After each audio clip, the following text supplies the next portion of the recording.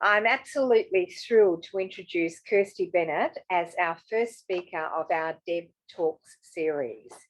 Now, our chats normally last around 10 to 20 minutes, so I've included Kirsty's very impressive CV for you all to have a read in our newsletter. Kirsty and I have known each other for many years now, and we are both founding directors of Evoke Collective, and we've both recently been appointed design associates in the Dementia Services Development Centre at the University in Stirling of Scotland. Kirsty has spent 25 years improving the design of environments for older people, and especially people living with dementia, through architectural practice, writing, research, co-author of a number of environmental assessment tools, and endless speaking engagements within Australia and internationally. But today we are here to talk with Kirsty about her being a co-author of the recently published Alzheimer's Disease International World Report 2020 on the built environment, design, dignity, dementia-related design and built environment. This report was awarded the inaugural Outstanding Contribution to Global Knowledge Prize at the 2021 European Healthcare Design Congress.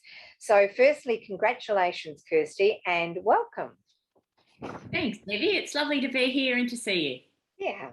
So we're all very keen to hear about the ADI report. So why is the ADI World Report significant? Well, it's significant because this year it focuses on the built environment, and they've been producing world reports for many years now, but this is the first time that the focus has been on the built environment. So that in itself is really significant. And Richard Fleming, who is the lead author, asked John Zeisel and I to co-author the report with him, which we were both delighted to do. I think one of the other things that makes it significant is that it really affirms what we already know, that the environment matters, that it makes an enormous difference to the lives of people living with dementia. But the report brings together a lot of different views. It brings together the current research, the current situation across the world, so that we've got all of that knowledge and information in the one place. And the other thing it does, apart from describing that current state of knowledge, is it's really trying to mount the case or make the case that the environment matters and should be included in plans and policies as a central component rather than being a bit of an add-on, which I think we both have found over the course of our careers. Absolutely, yeah. And I think the important thing is that it does influence policy for sure. That's right. That's right. And this report is a great chance for all of us, including those of us who've worked in the field for a long time, to learn something, to read something new. And the report is freely available and downloadable from the ADI website. So it's terrific that such an extensive resource is there and easy to access for anyone. So we'll definitely put that link on our newsletter as well for anybody to be able to download the report. So the report obviously covered a number of projects worldwide. Were there any absolute standouts in any countries? Well, as authors, we've been very careful not to play favourites. So we haven't given precedence or priority or preference to any particular one. But volume 2 of the report is a collection of case studies, which are all based on key design principles, which I think we might get a chance to talk about in a little while. And so that's a great opportunity for people to look at what's happening in lots of different parts of the world, but to look at it through the lens of key design principles. So the key design principles, obviously you have been a co-author of the design principles as well. Did you want to touch on that a little bit, Kirsty? Yes, I think it is really important. It's something that I've been passionate about for many years now, and I've worked with Richard Fleming on for decades. Yes. And it's because we do know that the environment makes a difference in people's lives, and it's not just that we think this is a good idea. There's evidence out there, very strong evidence, that is highlighting that if we design well, which means if we design according to these design principles, we can reduce a person's anxiety, their depression, likelihood of conflict. So a whole range of things can be diminished by a good design, but also a whole lot of things can be improved. So a person's wayfinding ability, their appetite, their ability to be independent, their ability to do activities of daily living is the jargon, but basically that is about doing what you want to do. And so when we think with that evidence, how do we put it into practice? It is through these key design principles, and there are 10 of those, and they cover a lot of key areas. So things such as how do we unobtrusively reduce risk? How do we provide a human scale? Designing so that we can see and be seen. We also look at stimulation. So how can we optimise helpful stimulation and reduce unhelpful stimulation? Another principle is looking at how do we support movement and engagement. Creating a familiar place is another one, as well as providing opportunities for people to be alone or with others. And then how do we design to provide a link to the community? And all of those principles are interrelated. And the starting principle, although it's the one I'm mentioning last, is really how do we design in response to a vision for way of life? Because that's where it all begins. What's the vision for how people are going to live? And then we apply these evidence-based principles in a way that we know can make a significant difference to people's lives. And the report gives us a chance to really explore that and highlight the benefit and possibilities that these principles offer. Oh, look, I'm sure a lot of people would really like to learn more about how you actually introduce those principles into an environment. So I'm sure there's some links and things that you can pass on to us that we can certainly make available in the newsletter. And I think this is also a great opportunity to say to anybody that if they would like to ask you specific questions on that, we will be having Kirsty back to chat with her about the environment, because like you, Kirsty, I'm very passionate about this subject, and I think there's so much more that that we need to talk about in creating better environments for all. Definitely. So you've pretty much touched on, you know, why is the environment important? And there's so much more that we really could talk about in regards to that. But I guess I would like to talk more about this, the report.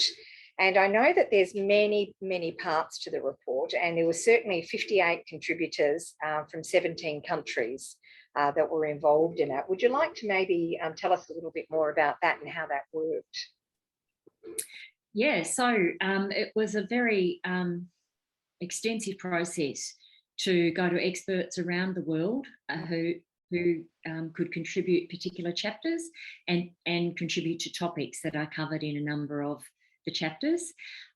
So there's a range of topics covered within the report, but we were very conscious that it is a world report. And Richard and I are based in Australia, from Australia. Well, Richard's actually from the UK, but you know, we're Australian. He's John's Australian in the States. Yeah, he's Australian now. So John's in the States. So we were really conscious that we didn't create a report that was very, you know, Australia, US, UK centric.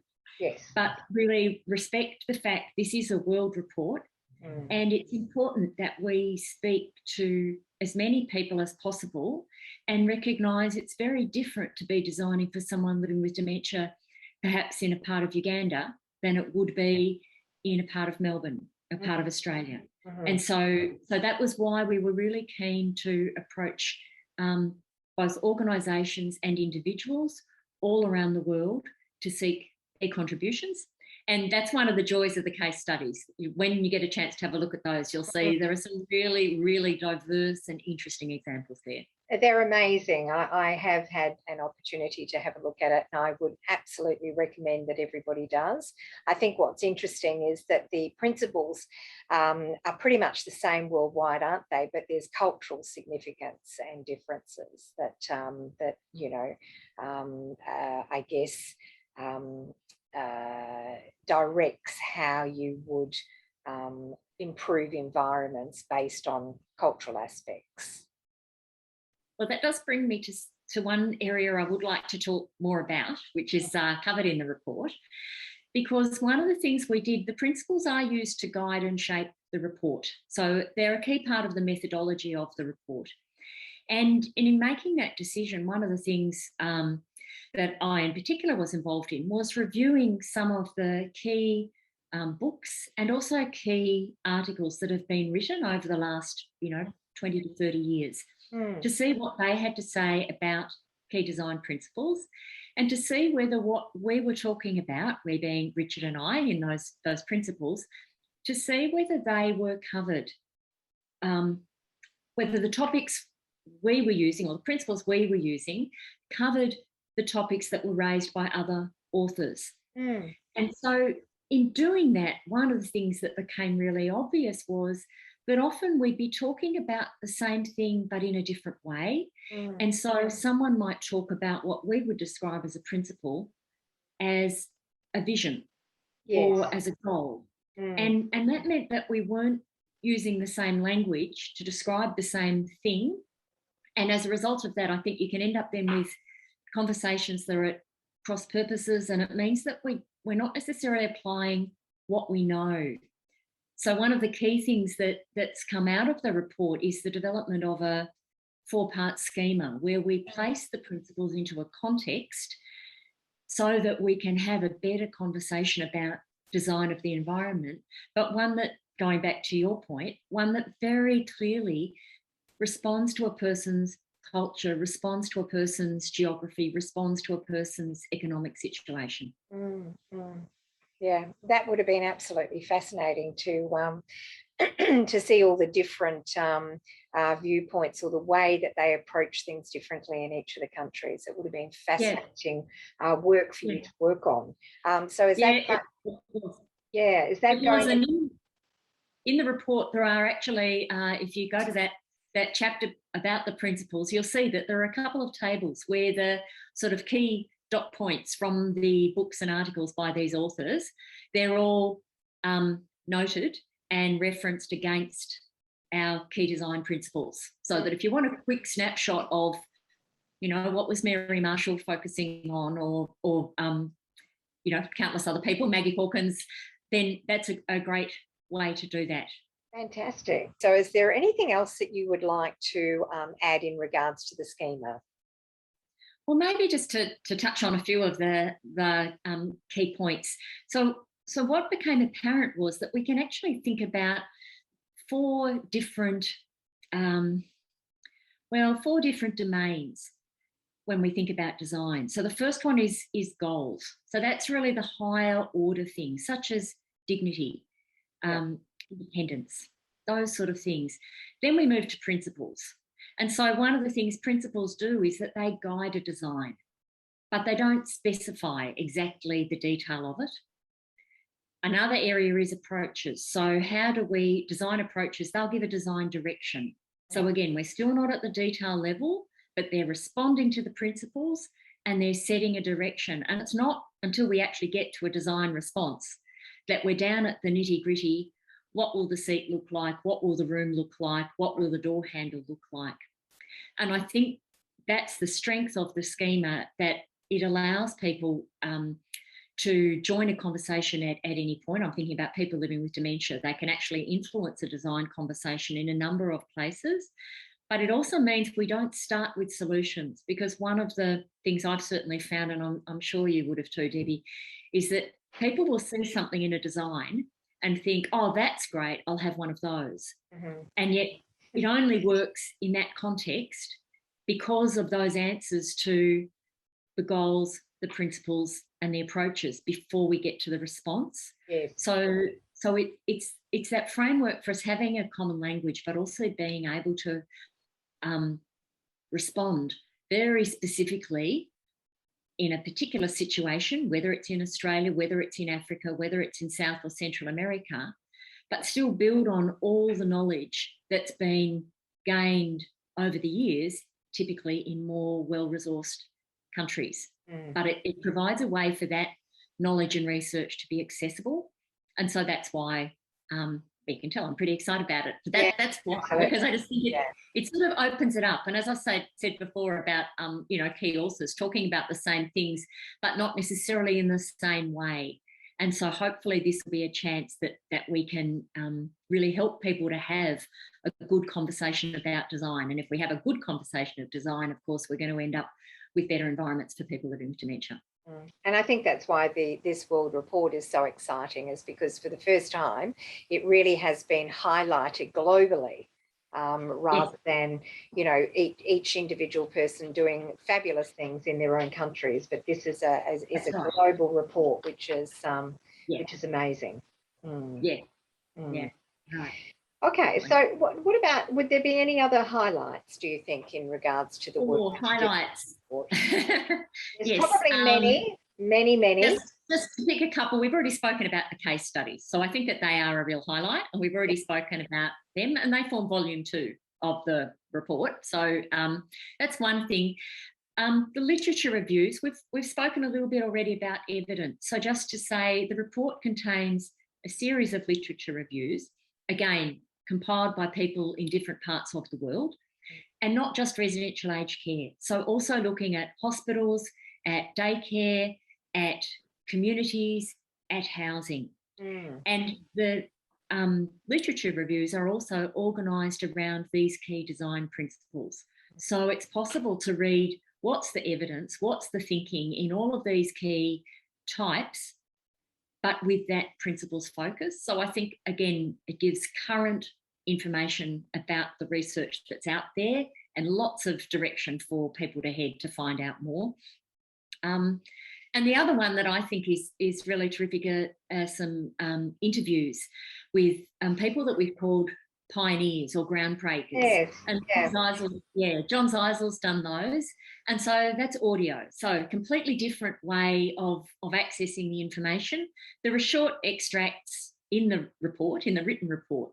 But if you go online, you can also click and then hear Maggie Corkins talking for half an hour, or Alan Kong, or a whole range of different people, again, around the world, coming from different backgrounds, different professional expertise. So it's a Peter Phippen in the UK looking back after many decades of working in the field. So I think that's another highlight to me, and there's a richness too in just being able to actually look at people and hear them talk, as we're doing now, compared with just reading the page. And the breadth of everybody's knowledge is just amazing when you think about the number of people that obviously have contributed to the report. It's just incredible. So and also even more contributed to where we are today. Yes. Like without the work of these people, we wouldn't be where we are today. And so we really were conscious. It's really important to be looking back and gathering that and knowing that Claire Cooper Marcus, amazing landscape architect. It's really important to be gathering that knowledge and honouring that knowledge, because without that pioneering work, we wouldn't be here. And to pass the baton on, isn't it, Kirsty, to the next lot of people that are going to come up with extraordinary things, hopefully, as well, for the future. Right. So it doesn't stop here, it continues on. But I guess one of the things that this report has done is it's really highlighted it. It's highlighted how important the environment is, and there hasn't been really, I think, enough emphasis on that,